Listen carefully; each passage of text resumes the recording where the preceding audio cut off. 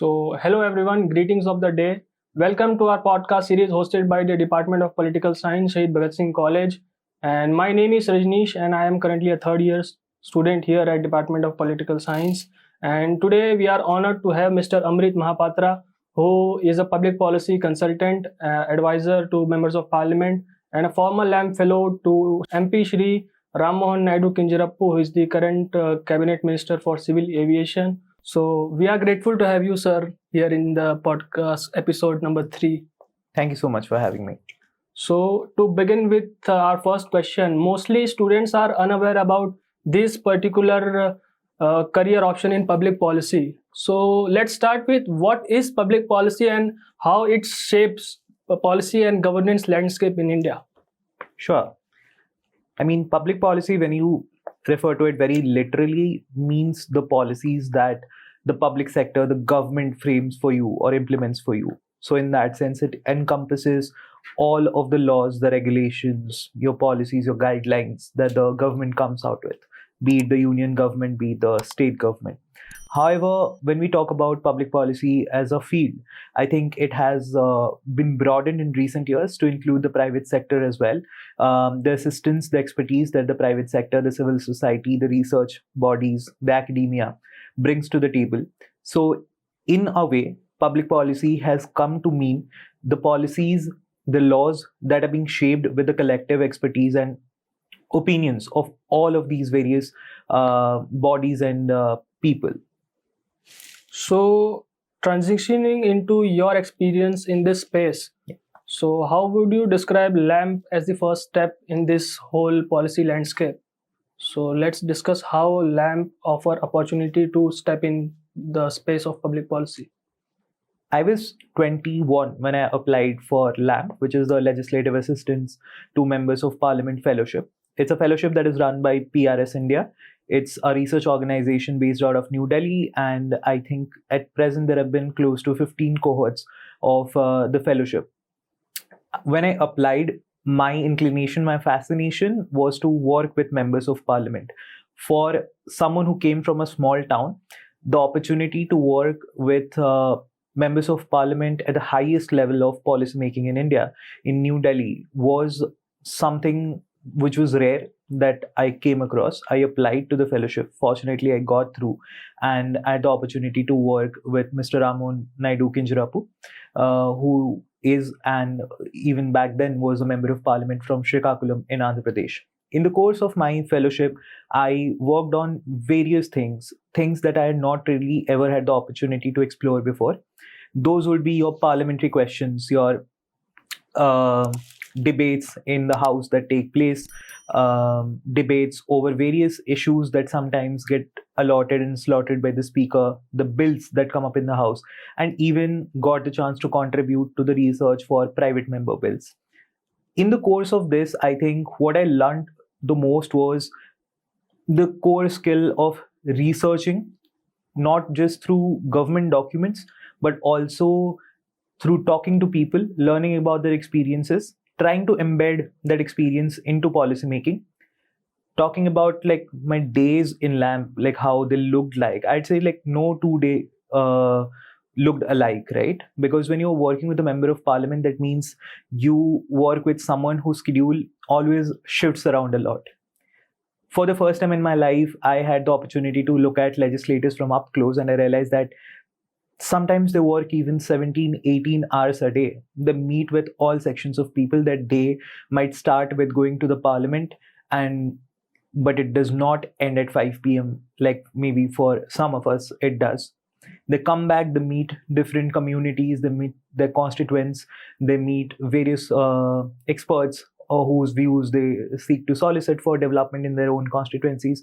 And I got to know that it's not easy. It's not easy to go through that on a day-to-day basis for years altogether, travel to your own constituency every weekend, have the burden of all of that, and still manage to deliver, still manage to come to the house, still manage to contest the elections, manage to keep in touch with so many people and try and solve their problems. So while I was working with the MPs, I think I got a little bit of taste of all of these, of seeing how unpredictable sometimes 2 days can look like, On some days, I might just be researching for the parliament and preparing questions for the parliament, or looking at certain committee reports that may have been tabled in the house. On other days, I may be traveling with the MP on his way to the airport, trying to brief him on certain other issue that has come up in the news. So that sort of unpredictability also brings about a lot of diversity. When you have that diversity on a day-to-day basis, it teaches you a lot of things.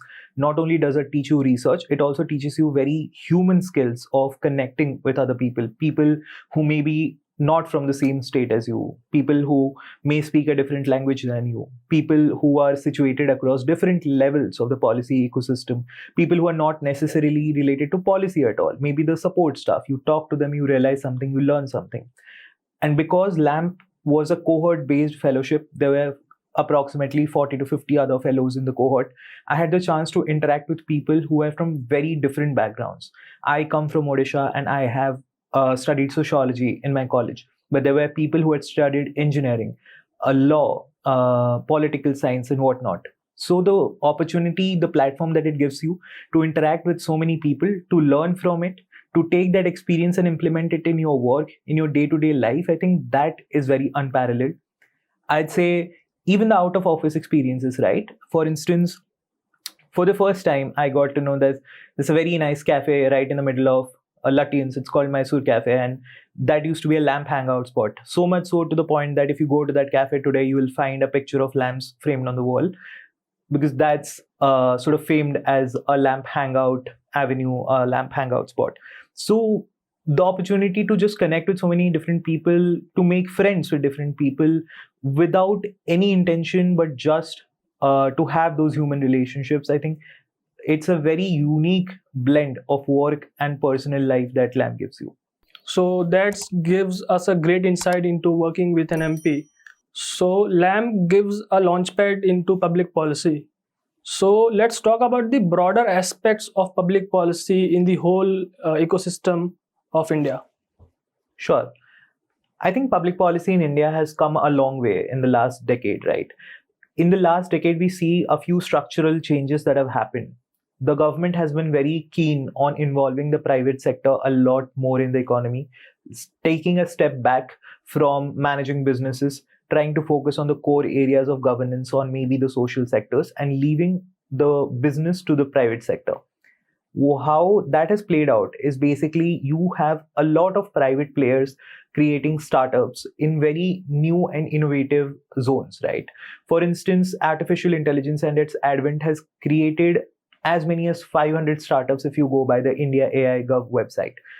Those startups deal with a range of areas, starting from agriculture, emerging tech, to interactive entertainment. These startups, when they grow into full-fledged companies or even in the process of growing, they need to understand what the government has in store for them. Be it in terms of the incentives that the government offers, the policies or guidelines that they come out with, or the laws that the government may enact for these companies to comply with. This equally applies to bigger companies as well. So you see a lot of private players looking for policy teams, building their whole policy units to advise them on regulatory compliance. So that is one part that has played out in a really big way over the past decade. The second development that has happened is a lot of members of parliament looking for more focused and keen research on their policy strategy. As we have social media take over a lot of our lives, we see almost every debate being played out. So there is a greater scrutiny into how parliamentarians debate, how legislators vote, how they talk about the concerns of of their constituents in the House. So MPs also, or MLAs for that matter, want to be very thorough with what they bring to the table. They want to ensure that the policies that they are framing, the policies that they're contributing towards, the laws that they're legislating, are in line with evidence-based action. There you have a lot of policy-focused research happening. There you have a lot of public policy professionals being hired by these MPs to advise them. That's the second area where we see a lot of action happening in the public policy ecosystem. Third, you have your government and your civil society space in general, which keep on hiring from time to time. So if you've seen, the union government keeps on hiring young professionals across a number of ministries. That essentially is a public policy position, right? Niti Aayog invites public policy professionals to work with them from time to time. So the capacity, the appetite that the system has for public policy has definitely gone up, I would say, in the past decade or so. At the same time, I would also sound a word of caution that it is not yet a mass employment field. And I do not know if it is supposed to be a mass employment field. Given that it is very cognitively driven and very intellectually focused, I think public policy should be entered into by individuals who are very keen on understanding how a society is shaped, what laws govern it, and bring their expertise into sometimes changing it, sometimes modifying it, or maybe coming up with innovative solutions altogether. So, sir, many students and young graduates want to step into this field, and as we discussed, LAMPS gives a launchpad to it. And what are the other careers options in this particular field, and how should young graduates and students approach this? I think public policy as a field at this point in time, it's evolving and it's forming itself, it's institutionalizing itself. So the opportunities are across various domains. As I mentioned, you can find opportunities for public policy in the government, be it through ministries for their young professionals program, through Niti Aayog for their various units. You could find it in the offices of members of parliament, either as interns or maybe as legislative associates. You could also find it in corporate sector with various in-house policy teams. You could also find it in various corporate consultancies, which consult with the private players on ensuring regulatory compliance. For young people who are stepping out to understand and to get into the public policy space, I'd say keep an eye out on the general developments that happen both in parliament and at the level of the government. Not because all of those developments pertain to you or are relevant to you, but those developments should concern you as a discerning citizen, as an aware individual who is concerned about the broader society, which I assume would be the reason a lot of people want to get into public policy. You should have a broader whole of society lens, which will help you focus your expertise into one particular sector. For instance, if you're looking into tech, you cannot simply be looking into tech or tech-related developments. You have to understand how a certain tech-related development intersects with the broader society. How does it matter when a privacy law is passed by a certain government? How does it affect the lives of the very common citizens who may not have a lot to do with complex technical stuff on a day-to-day basis? So I think taking an interest in the broader societal happenings, in discerning how that intersects with our daily lives, that goes a long way into preparing you for the field of public policy. Okay. So, building on that question, the students who are watching this podcast, how should they prepare for all these opportunities, and what essential things they should do in their whole college life and beyond that? I think there are 4 basic skills that I believe are important to every public policy professional's portfolio: research, writing, advocacy, and sincerity. For research, you need to be able to look at any particular topic and critically engage with it to come up with different questions such as, why is a particular thing, a issue, a problem in society? For instance, rising illiteracy. We often talk about rising illiteracy, but do we actually stop and think about why is rising illiteracy a problem in itself?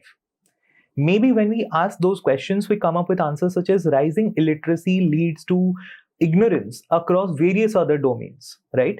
An illiterate person may not know the value of a nutritious diet, may not understand why is it important to vaccinate themselves, may not also understand why educating the girl child is important. So when you have illiteracy, you have cascading problems across multiple other sectors. An illiterate person may not have the skills that is necessary for a knowledge economy. India exports so much of services. It is a major component of the GDP in India. So when you have illiteracy on a mass scale, you do not have qualitative jobs being created because there is a skill and industry demand mismatch.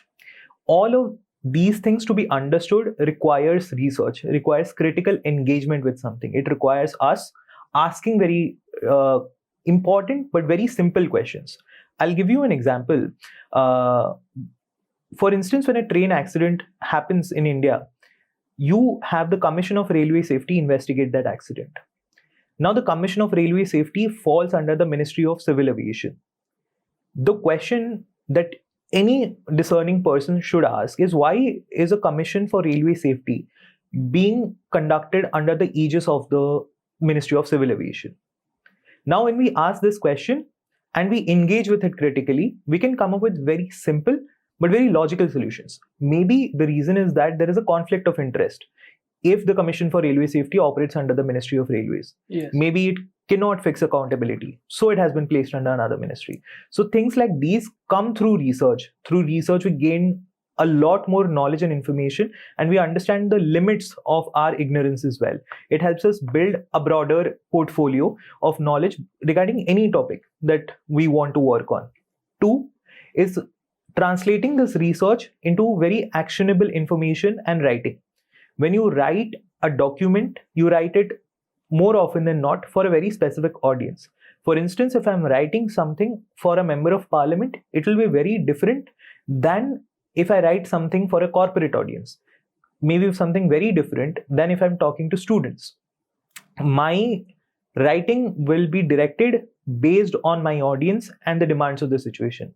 And good writing is one that is able to tell everything that you want to your audience without sounding patronizing, without sounding condescending, without sounding that you are the only person who knows about this stuff.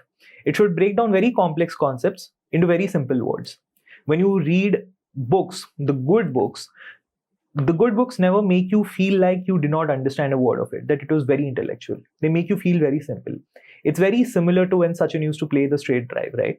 When you watch it on TV, you feel it's so elegant because of its simplicity. You feel like if you face that ball, maybe you could also have hit that shot. But that elegance, that simplicity is a result of years and years of training. And I think the same goes for writing. You have to be practicing it long enough to be able to develop a style that hits right at the sweet spot. So writing is your second skill that you need to have. Third, you need to have advocacy, because policy is about talking with people. Policy is about influencing relationships, building networks, coming to a common point where everybody benefits from the situation and the harm is minimized. For that, you need to be able to converse and build bridges with a wide cross-section of society. That only happens when you talk to people with opposing interests, different opinions. You ask me what could college students do? They maybe could walk up to their friends, their classmates from different departments and talk to them about anything under the sun. I guarantee you they will learn something or the other. Definitely. And finally, to combine all of these, a common thread, sincerity. Your work does not show quality unless you've been sincere about it. You need to be very sincere about the sort of work you are doing. You need to be sincere about the commitment that you put into the work. And that is exactly how you gain the skills that are required to be a good professional in any sphere, also applicable for policy. So building on this conversation, like when I was in first year, I didn't know how should I find internships. So for viewers who are in their first year of graduation, particularly political science or economics or even BA program, so students who are in their first year, how should they find internships in this particular field? I think the opportunities, as I mentioned, have gone up in recent times. LinkedIn has become a very important platform for you to gauge what sort of opportunities are out there, to present yourself for a certain opportunity, to build your profile in a certain way. So one, I would say, would be being active on LinkedIn. Not necessarily always making up information about yourself, but being just attentive enough to the opportunities that come your way. Set up alerts for public policy internships and jobs. Very simple things like that we often miss out on. Keep an eye out on LinkedIn. Keep an eye out on various public policy groups that keep on getting formed on WhatsApp or Telegram. There are a couple of newsletters that I know of that keep on sending out these alerts. Public Policy India is one of them. So when you do all of this I'm pretty sure you come across a few opportunities where you can apply to. You should not be very desperate about it either, because sometimes the opportunities that we're looking for may not come at the time that we're looking for them. Maybe they come a bit later, and that's completely fine. But I think keeping an eye out becomes very important, just being attentive and being sincere in your search. So, as we come towards the end of our conversation, I want to look ahead, and because this field is ever evolving and it is evolving now rapidly, especially with the technology and new governance model. So, finally, how do you see the landscape of public policy in India? I think as we move forward, the future will be determined by skills and not by degrees or your education alone. Your education has a big part in imparting you with skills, but it also depends on the particular individual to be able to make use of it. So, for instance, as I mentioned, research, simply having a certificate that says that you're proficient in research is not enough. You being able to write a brief for an organization that you're seeking to apply to will play a major part in how you move forward. As we come up with AI-based tools that help us do research, it will generate a demand for more niche skills, I believe. For instance, being able to find the right chink in the armor of a particular strategy. For example, being able to visualize data in large sets. A lot of these will be assisted by emerging technologies, as you rightly mentioned. At the same time, a lot of the human aspects of it, especially advocacy, influence, and networking with people, will still be driven by the core and innate attribute of human networks. So there, I believe public policy will evolve in a way which is not very crystallized at the moment. It's nebulous. What we can do as professionals or aspiring professionals is to sharpen our skills, is to sharpen our research skills, our writing skills, and have a unique opinion on things, which only comes with time, so as to be able to survive the AI-driven era, I would say. So thank you so much, sir, for sharing these deep insights. And I hope, like, for all the students having doubts around public policy, how to secure internships in parliament, how to work with an MP, how to find internships, particularly this question has been answered in today's episode. So I hope this conversation will help many students and understand the policy landscape in India, and everyone watching this podcast will find their directions in this particular space. So thank you. Thank you.